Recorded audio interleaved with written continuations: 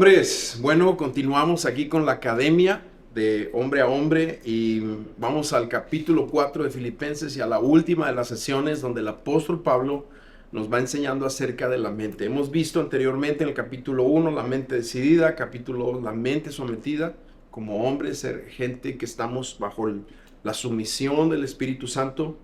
Capítulo 3 hablamos de una mente espiritual, pero ahora en el capítulo 4 el apóstol Pablo, inspirado por el Espíritu Santo, nos va a hablar de una mente segura o una mente resguardada. Déjame tratar de explicar a qué se refiere o creo que se refiere la Biblia con esto. ¿Qué es la mente resguardada?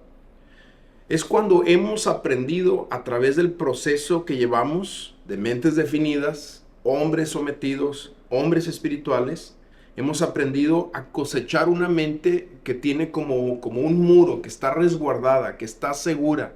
¿En qué sentido? O sea, que en tu manera de pensar y de ser, confía en Dios ante cualquier circunstancia que viene o que le trae la vida. Tú lo puedes ver en el apóstol Pablo porque él es un preso. Y de repente tú dirías, pues a lo mejor podría estar tirado, podría estar deprimido, podría estar angustiado por su situación.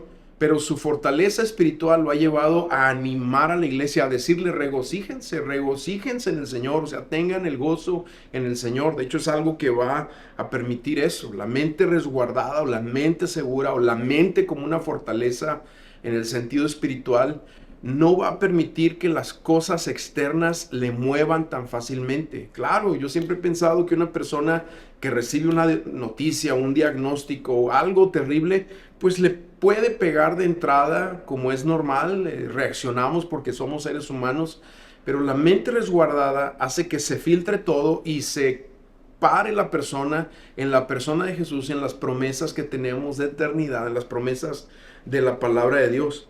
Entonces eso es, si alguien tenía esa excusa para estar preocupado, era el apóstol Pablo.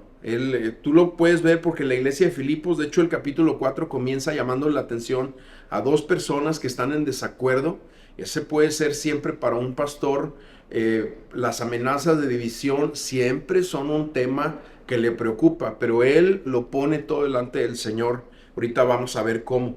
Por otro lado, está teniendo amenazas de muerte que posiblemente lo matan por ser preso, etc. Son cosas que le podían preocupar, que pueden ser enemigos internos, que muchas veces están ahí y que lo pueden llevar a preocuparse, a afanarse, estar ansioso. Pero aquí nos enseña en este capítulo el secreto de la victoria sobre las preocupaciones, y es eso, es tener una mente resguardada por lo que dice la palabra, por la confianza que se ha desarrollado en nosotros, en las cosas de Dios, y de esa forma podemos ir avanzando.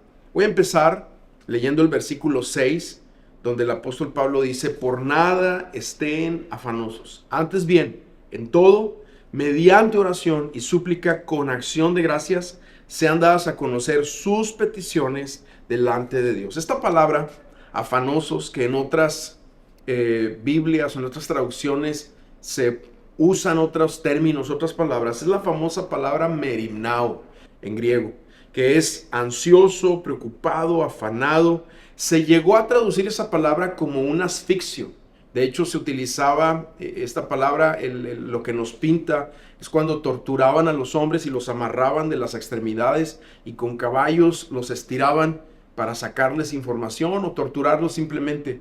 Así se llegó a traducir esta palabra, porque sientes que de todas partes te están estirando, te están jalando y termina siendo como un dolor. Por eso esta palabra es tan profunda y es importantísimo tener una mente resguardada. ¿Por qué? Porque si no, el enemigo interno de la preocupación, del afán, de la ansiedad, de todo el estrés que esto genera, va a producir cosas terribles en nuestras vidas. Por ejemplo, los ataques de ansiedad, que no son sino simplemente que sientes que no puedes respirar, se te va la respiración porque sientes que algo te ocupa y te preocupa demasiado, como si estuvieras asfixiado. Entonces, estas cosas que estamos nombrando aquí como sinónimo, que se ha llegado a traducir en diferentes Biblias, preocupación, ansiedad, afán, muchas veces también se somatizan. ¿Qué significa eso? Pues en dolores de cabeza, cuello, úlceras, dolores de espalda, insomnio, no puedes dormir de la preocupación. Por eso la importancia de aprender a tener una mente segura, una mente resguardada. Muchas veces afecta también en nuestra forma de nuestra digestión, coordinación, etcétera. Desde el punto de vista espiritual, la preocupación es una forma de pensar incorrecta. Es poner demasiado énfasis muchas veces en cosas que ni han sucedido, no han pasado, son escenarios que nosotros hemos fabricado, son conclusiones a las que nosotros hemos llegado, pero no hemos aprendido a tener una confianza plena en Dios y Él es el que tiene la última palabra. La preocupación o el afán o la ansiedad es una forma incorrecta en cuanto a la mente de pensar y eso permite sentimientos incorrectos, o sea, eso tiene que ver con nuestro corazón, también acerca de circunstancias, cosas materiales, personas. De hecho, este término, merimnao, preocupación, ansiedad, afán, todo esto son el mayor ladrón del gozo en nuestras vidas. La Biblia dice, el gozo del Señor es nuestra fortaleza. Porque es increíble, cuando una persona llega a desarrollar su mente, a tener la mente de Cristo, el gozo de verdad va a ser una fortaleza en su vida. Y no estoy hablando de un gozo fabricado o de una felicidad así como sonrisas falsas. No, te estoy hablando de esa seguridad que tiene la persona en la obra del Señor en su vida. Y si vamos a tener mentes resguardadas y vamos a vivir las promesas de Dios para nuestras vidas, tenemos que aprender un par de cosas. Y de nada sirve decirle a alguien, deja de preocuparte, porque no resuelve internamente su corazón. Realmente la persona, tú y yo como hombres, necesitamos, más que frases como deja de preocuparte, necesitamos el discipulado en nuestra mente, de confiar en las cosas de Dios, de responder a la palabra correctamente, para que los procesos de pensamiento, los filtros en cómo se atraviesan las cosas, cómo se digiere todos los pensamientos, tengan su ancla en la eternidad y en la palabra.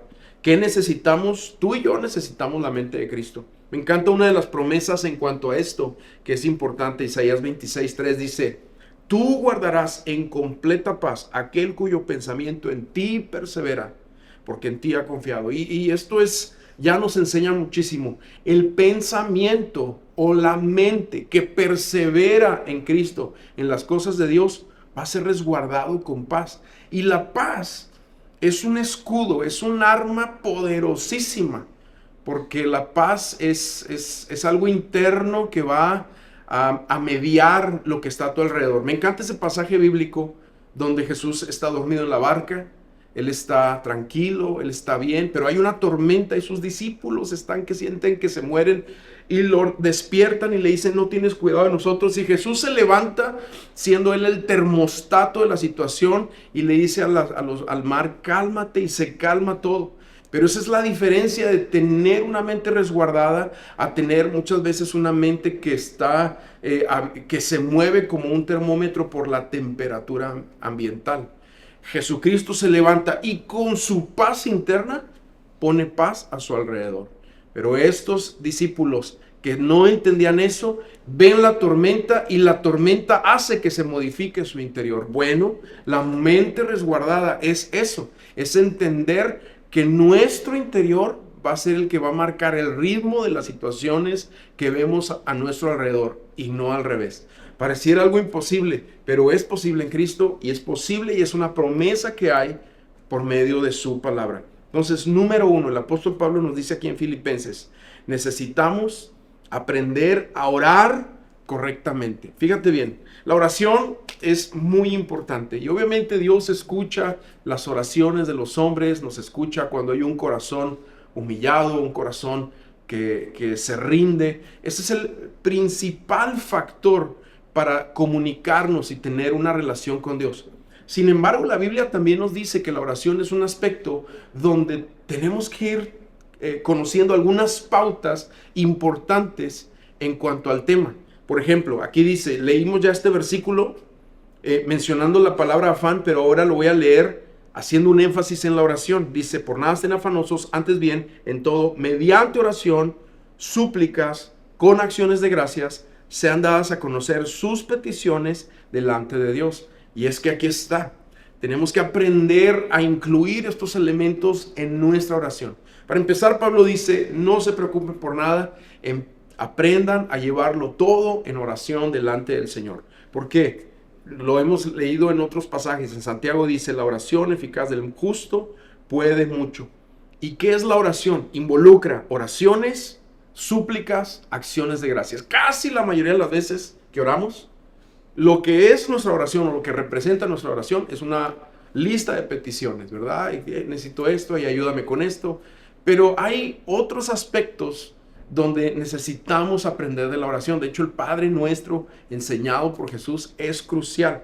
Pero aquí Pablo usa 3 palabras. Oración, que involucra una vida devocional. De hecho, la palabra oración involucra la lectura de la palabra, involucra alabanza, involucra llenar tu mente de ese tipo de cosas. De repente estamos muy llenos de la música que escuchamos, del radio, de las noticias, de los corridos, de lo que tú quieras. Necesitamos hacer cambio de estrategia. Si vamos a tener una mente resguardada, bueno, una vida devocional será importantísima en la vida de cada hombre, en tu vida, en mi vida. La palabra involucra eso. Colosenses dice, oren sin cesar. ¿Qué significa eso? Que todo el tiempo vamos a estar metidos en un cuarto orando. Es imposible. La vida no nos da para eso. Significa que todo tiempo tu mente tenga una actitud de oración.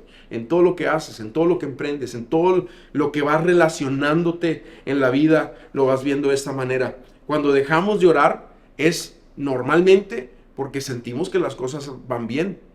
Y ese es el problema de la autosuficiencia. Cuando sentimos que todo va bien, muchas veces Dios viene y nos tumba el bastón de la autosuficiencia para regresarnos al cuarto de oración.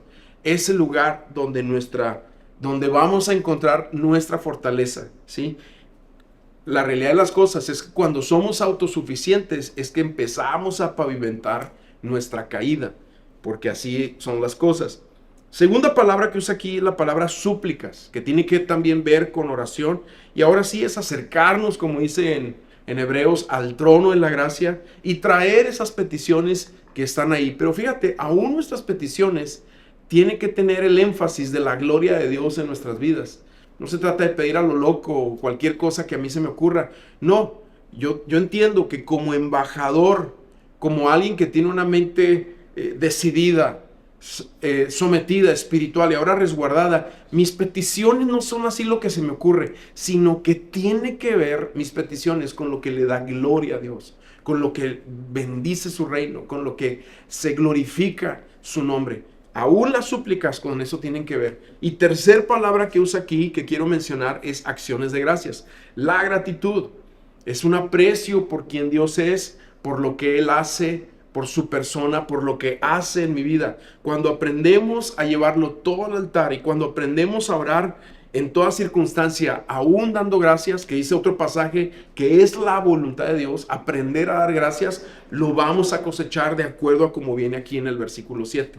Ya leímos el versículo 6. Ahora el 7 dice, y la paz de Dios, que sobrepasa todo entendimiento, guardará sus corazones y sus mentes en Cristo Jesús. Ahí está. Guardará, eso significa la mente resguardada, sus corazones y sus mentes en Cristo Jesús.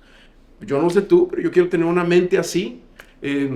Y obviamente las noticias, las circunstancias difíciles son complejas de digerirse, pero si tenemos una mente en Cristo, la palabra nos dice que vamos a poder ir digiriendo mejor aún los momentos más complejos por los que podamos atravesar. No hay mayor protección y resguardo en nuestras vidas que tener mentes y corazones en paz. El profeta Daniel es un ejemplazo también de esto. Cuando se anuncia el edicto en contra de la oración, excepto al rey de Persia, porque realmente querían orillarlo a deshonrar al rey para matarlo. Pero tú conoces la historia o lo puedes encontrar ahí en el libro de Daniel. La Biblia dice que él va a su casa Daniel va a su casa, aun cuando había un edicto de que orara a cualquier dios que no fuera al rey persa, iba a hacer la muerte. Él va a su casa, abre la ventana y, como tenía por costumbre, 3 veces al día se postra y ora en dirección a Jerusalén, orando porque regrese el pueblo que ha estado cautivo. Y Dios, van, lo encuentran ahí, pero Dios lo guarda con una paz impresionante. Es tan impresionante la paz del corazón de Daniel, habituado a la oración y a buscar a Dios, que lo guarda de sus enemigos, lo guarda del mismo edicto del rey, lo guarda en paz y lo guarda de los leones. Esto es algo sobrenatural, obviamente, porque la paz de Daniel puso paz en el corazón de los leones. Eso es lo que hace Dios. La mente resguardada, yo te decía, es el termostato de nuestro ambiente. El termómetro se mueve de acuerdo a la temperatura del ambiente, no así el termostato. Hay un señor en la iglesia, ahí en Saltillo, en Amistad, que un día empezó a crecerle aquí una bola, como un bocio enorme se le puso. Pues fue al doctor, no, hombre, un tipazo y él le dice, no, pues trae cáncer, está invadido de cáncer. Pero a mí me sorprende porque dice su esposa en el testimonio que él, cuando recibe el diagnóstico, la noticia, dice, pues ya veremos, Dios tiene la última palabra. Y se fue en paz. Pasó el tiempo, un año, ahorita te estoy hablando más o menos 1 año y medio que pasó eso. Ahora está completamente sano este hombre. Y yo le pregunté, bueno, ¿y cómo estuviste tan en paz cuando te dieron este diagnóstico? No, yo sabía que no era el momento, estaba seguro en el Señor. Yo no estoy diciendo que todos vamos a responder así, ni estoy diciendo que va a ser el mismo fin en todos, claro. Pero lo que estoy diciendo es que cuando nuestra mente está resguardada, como lo acabamos de leer en este versículo, guardará sus corazones y sus mentes en Cristo Jesús. Esto es algo que sobrepasa el entendimiento. Esto es algo que los que no tienen a Cristo, el mundo allá afuera, dice, oye, ¿por qué estás con tanta paz? Pues porque el Señor está conmigo, porque he aprendido en el proceso de rendirle mi mente y mi corazón a que Él va a guardarme, que Él me está resguardando, a que los pasajes, como todas las cosas ayudan para bien a aquellos conforme a sus propósitos son llamados, son reales. No hay nada que nos vaya a suceder que esté fuera del control de los propósitos y de la mano de Dios. Aún el cruzar el umbral entre la vida y la muerte para nosotros tiene un propósito de eternidad. Entonces, número 2, ya vimos que tenemos que aprender a orar correctamente. Segundo, tenemos que aprender a pensar correctamente. Y este es otro de los factores cruciales de la mente resguardada. Creo que ese es uno de los factores o temas que a veces, como una válvula de escape, nuestros pensamientos nos presentan escenarios, inseguridades, situaciones que hacen que nos desboquemos en nuestra mente y perdemos nuestra confianza en el Señor.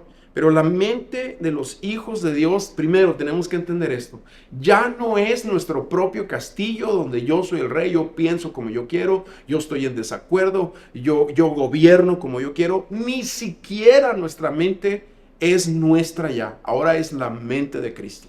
Y esto es algo que debemos de entender, que ahora hay un rey que también gobierna mi mente.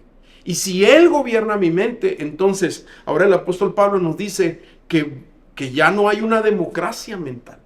Vivimos en países democráticos y la democracia tiene ciertos factores de libertad, pero a veces lo hemos traducido en nuestra mente como que es mi mente, yo pienso como yo quiero, yo entonces no estoy de acuerdo contigo y esta es mi forma de llevar mis pensamientos. Pero en Cristo ya no es así. Ahora hay un rey que gobierna nuestra mente, gobierna nuestro corazón. Y entonces aquí el versículo 8 dice, por lo demás, hermanos, y nos empieza a decir todo en lo que debemos de invertir nuestra mente en pensar. Todo lo que es verdadero, lo digno, lo justo, todo lo puro, todo lo amable, todo lo honorable. Si hay virtud alguna o si algo merece elogio, en eso mediten.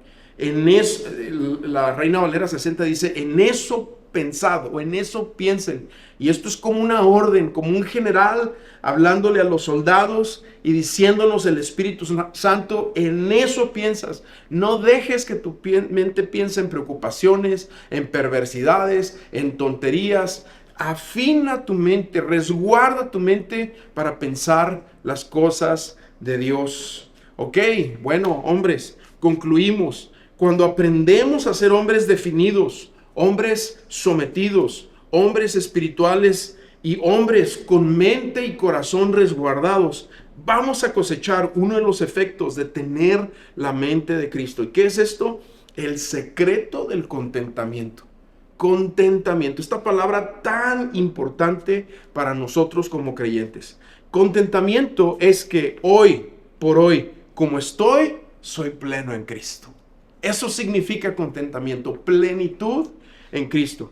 ¿Tenemos visión para más? ¿Deseamos progresar? Claro, no confundamos contentamiento con conformismo o con complacencia. Para nada, el Espíritu Santo siempre nos está llamando a más, a buscarlo más profundamente, a ir más profundo en la palabra, a ir más profundo en el servicio, en el impacto, en la visión que tengamos. Tampoco contentamiento es un escapismo de las batallas. Tampoco es un escapismo de los problemas de la vida. Pero escuchemos lo que es contentamiento de boca del apóstol Pablo para ir cerrando aquí. Ahí en Filipenses capítulo 4, versículo 11 al 13 dice, no que hable porque tenga escasez, pues he aprendido a contentarme. Ahí está. He aprendido a contentarme, cualquiera que sea mi situación. Sé vivir en pobreza, sé vivir en prosperidad, en todo y por todo. He aprendido el secreto. Ahí está otra de las frases. He aprendido el secreto de vivir en contentamiento, tanto de estar saciado como de tener hambre. Este es un secretazo, ¿verdad? Porque estamos acostumbrados a estar bien, pero no a estar mal. Nomás que es más peligroso estar bien que estar mal muchas veces. Es más peligrosa la abundancia que la escasez en muchos casos. Sin embargo, hemos aprendido el secreto de estar contentos. Que nuestra situación económica no dicte si estoy bien o estoy mal.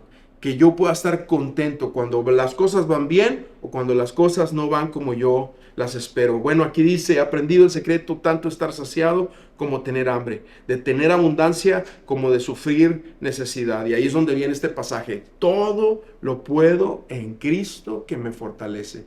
Esta es una promesa de que sí podemos tener una mente como la de Cristo. Que lo que Pablo menciona ahí en Corintios, de tener la mente de Cristo, sí es una realidad para tu vida y para mi vida. Entonces, esta es mi oración. De hecho, contentamiento significa que has aprendido a contener. La palabra contentamiento significa contener.